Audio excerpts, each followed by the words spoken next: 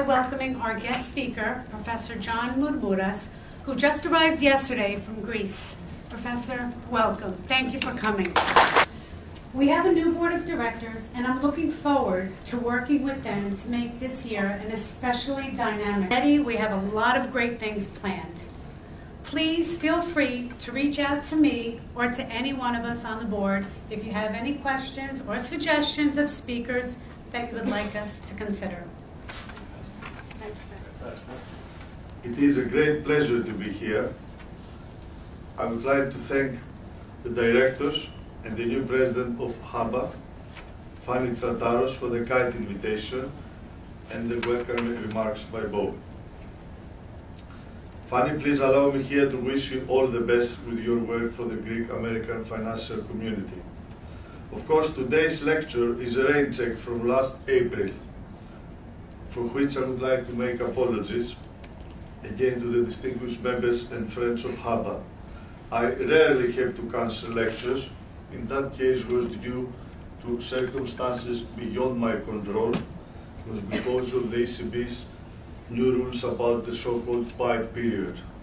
I was here in the Big Apple at the beginning of July for a speech at Columbia Business School upon invitation by the Dean Glenn Hubbard on those early days following the UK vote to leave the European Union. Most people were very apprehensive back then, even fearful, I dare say, about what future would bring. Once again, the end of the world has not come yet.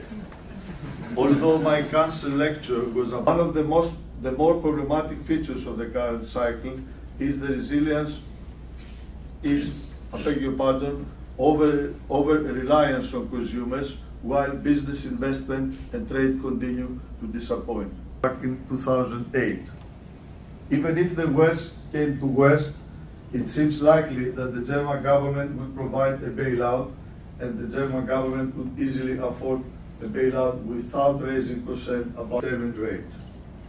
It is true that the package of measures allows a lot of flexibility, taking as a given fact that we will move towards more accommodative monetary policy. Out of this, not just in Greece. I think this is a more general problem. It's very acute in Greece, but it's also true in other European countries, maybe even in the US. Aspect of the accelerating privatization in Greece and the procrastination and the negative press that the Greek government is stalling on that. Wouldn't that be an incentive to begin to get the country in a position where foreign investors would feel more comfortable? The agenda that is lagging behind.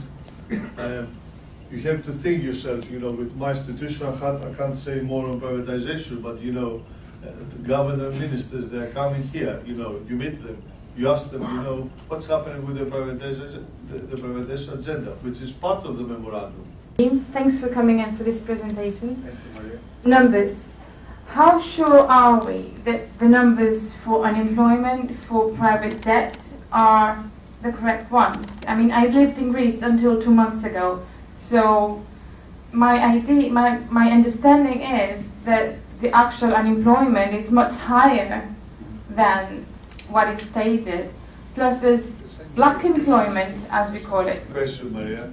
Well, in economics, we call disguised unemployment. Clearly, the figures reported is 23, 25, whatever, but we all know that the unemployment rate is much bigger. It happens also with other countries. I want to thank you very much for your talk.